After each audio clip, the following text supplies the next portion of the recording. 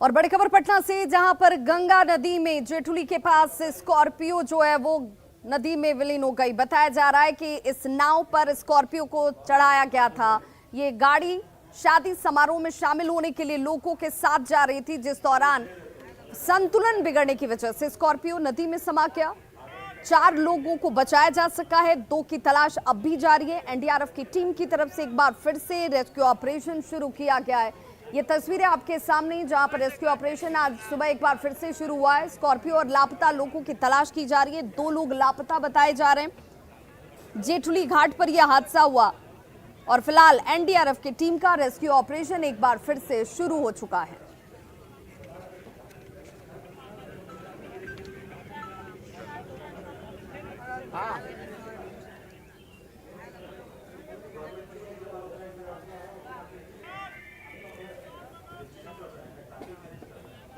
तो तस्वीरें आपके सामने हैं, जहां पर अचानक से एक हादसा होता है, जहां नाव पर स्कॉर्पियो को चढ़ाया जा रहा था।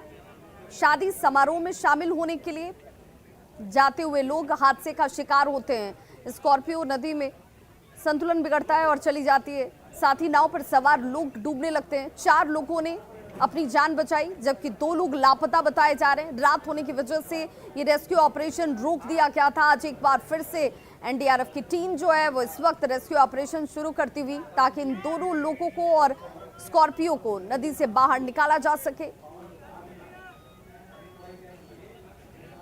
और संवाददाता धर्मेंद्र हमारे साथ इस वक्त फोन लाइन पर ज्यादा जानकारी के साथ जुड़ गए। धर्मेंद्र, क्या जानकारी इस ऑपरेशन के बाद, कोई सफलता?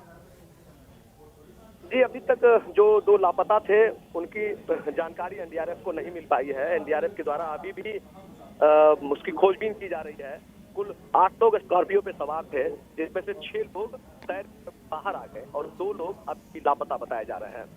दरअसल पटना के इंदिरा नगर से ये बारात जा रही थी राघोपुर, और उसी दौरान नाव पर स्कॉर्पियो को सवार किया गया था और भार अधिक रहने के कारण यह हादसा हुआ। जी, बहुत बहुत शुक्रिया धर्मेंद्र इस तमाम जानकारी के लिए। और अब बात उफान पर नदियां और परेशान जिंदगी की।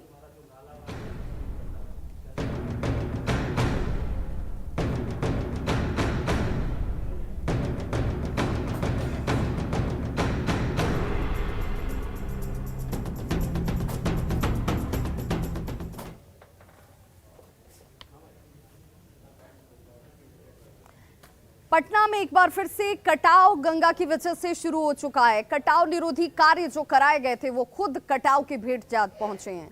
हमारी सहयोगी विनीता मिश्रा की ये ग्राउंड रिपोर्ट देखिए। गंगा का जल स्तर लगातार बढ़ता जा रहा है और ऐसे में जो आसपास के लोग हैं उन्हें ये डर सता रहा है कि कहीं उनके घर में भी पानी प्रवेश ना कर जाए। लेकिन जिस तरीके से प्रशासन की तरफ से मुकम्मल तैयारी की गई है, उम्मीद यही की जा रही है कि इस बार भले ही गंगा का जल स्तर बढ़े लेकिन पानी शहर में प्रवेश नहीं करेगा। लेकिन जिस तरीके से गंगा की जो लहरें हैं आप साफ तौर पर देख सकते हैं, गंगा किनारे जो कटाव है उसकी तस्वीर भी यहाँ नजर आ रही है। राजधानी पटना के गंगा घाटों की ये तस्वीर है। जल स्तर लगातार बढ़ता जा रहा है और पिछले 4 से 5 दिनों में इस तरीके से जो जल स्तर है वो बढ़ता हुआ नजर आ रहा है। उम्मीद यही की जा रही है कि 3-4 दिनों में ये जल स्तर और बढ़ेगा और जो ये आप कटाव देख रहे हैं ये पूरा गंगा का जो लेवल है वो बढ़ जाता है, ऊपर तक ये पानी चला जाता है। हालांकि अभी धीरे धीरे जो इसकी रफ्तार है वो बढ़ने लगी है। कुछ स्थानीय लोग भी हमारे साथ हैं जो हमेशा गंगा के जल स्तर जिस तरीके से यहाँ बढ़ती है और किस तरीके से जो क्षति पहुँचाती है वो देखे हुए हैं। पिछले कितने दिनों में ये लगातार पानी बढ़ रहा है? 3-4 रोज से देख रहे हैं लगातार पानी बरस रही है, बढ़ता जा रहा है, कटाव भी बढ़ते जा रहा है जी। तो ये पूरा जब पानी बढ़ता है तो ये पूरा ऊपर तक पानी चला जाता है? ऊपर नहीं जाता है, कटाव होगा तो बढ़ते चला जाएगा। हाँ। आप लोग के घर में पानी जाती है इससे? नहीं तो अभी नहीं जाती है? नहीं, ये सड़क बनने से? सड़क बनने से नहीं जाता है पानी। क्या नाम हुआ आपका? प्रमोद जी। आपका नाम क्या है? कितने दिनों से ये पानी 10-15 दिन से पानी बढ़ रहा है लगातार। इसके आगे जाइएगा तो और पानी बढ़ेगा, उसके रोड पर पानी चल जाएगा। अच्छा, ऐसे तो अभी तो इन्हें नहीं कोई निहाने आता, उससे आगे जाता है निहाने के लिए पानी डेली बढ़ता है, लैकन फैकन जाता है, सब उन्हें देखना चाहिए। और उन्हें माटी उटी सब कोड़ दिया रोड भरने के लिए, वो के लिए है।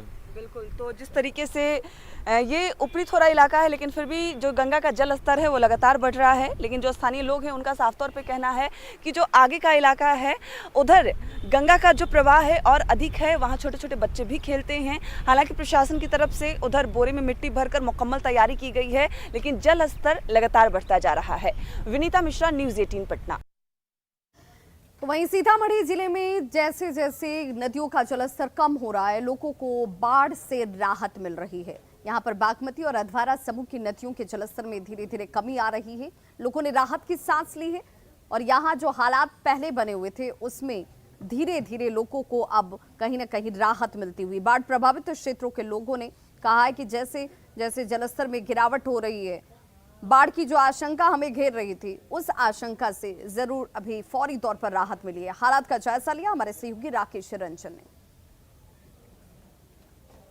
सीतामढ़ी के बेलसन प्रखंड के चंदौली में और चंदौली में बागमती नदी की स्थिति क्या है, हम आपको दिखलाने की कोशिश करते हैं कि बागमती नदी का जलस्तर पिछले 2 दिनों से लगातार गिरता जा रहा है और फिलहाल जो नदी है वह खतरे के निशान से नीचे बह रही है, जिसको लेकर जो बाढ़ की संभावना जिले में प्रबल दिखाई दे रही थी उसको लेकर लोग अब सकून महसूस कर रहे हैं, क्योंकि नेपाल के जल ग्रहण वाले इलाके में भारी बरसात नहीं होने की वजह से पिछले 2 दिनों से बागमती और अधवारा समूह की नदियों के जलस्तर में कमी आ रही है और कई जगहों पर बागमती नदी जल खतरे के निशान से उसका जलस्तर जो है नीचे बह रहा है। तो ऐसी परिस्थिति में जल संसाधन विभाग ने भी राहत की सांस ली है और जो डिस्ट्रिक्ट एडमिनिस्ट्रेशन है जिसके लिए बाढ़ एक चुनौती का काम था, वो राहत की सांस ले रहा है। तो आप तस्वीर देख सकते हैं, सीतामढ़ी के बेलसन प्रखंड के चंदौली की यह तस्वीर है, जहां बागमती नदी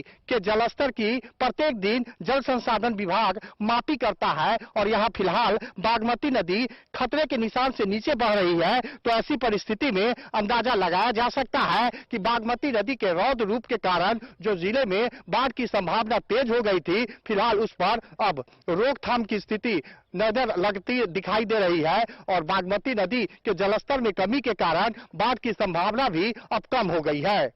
राकेश रंजन, न्यूज़ 18 सीतामढ़ी। तो वहीं जहां सीतामढ़ी के लोगों ने राहत की सांस ली है, किशनगंज में लोगों की परेशानी बारिश के बाद से बाढ़ जैसे हालात की वजह से ज्यादा त्रस्त नजर आती है।